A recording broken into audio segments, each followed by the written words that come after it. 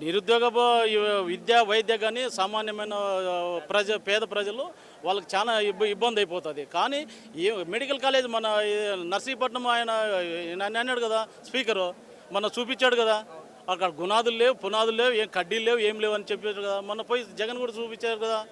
ఎంతవరకు అది కన్స్ట్రక్షన్ ఎంతవరకు అయింది ఏమని 17 మెడికల్ కాలేజ్, దాంట్లో 7 మెడికల్ కాలేజీలు ఓపెన్ అయినాయి, కంప్లీట్ అయిపోయినాయి. మిగతా కూడా దానికి కొన్ని వందల కోట్లు దానికి కేటాయిస్తే అవి కూడా ఆ ఫండ్స్ ఇప్పుడు నీకు ఆ మెడికల్ కాలేజ్ కూడా రన్నింగ్ అయిపోతాయి.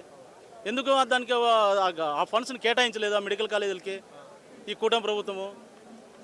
మళ్ళీ చెప్పండి మీరు.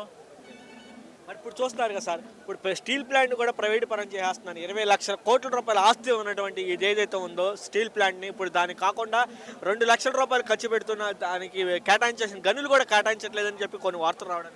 అవన్నీ ఏమీ లేదు. అవునే ఆంధ్రీవా కాలువ కూడా లైనింగ్ తీసుకొని ఇక్కడ ఉన్న భూగర్భ జలాల నేను బోర్లు కానీ స్టోరేజ్ ఏం కావడం లేదు.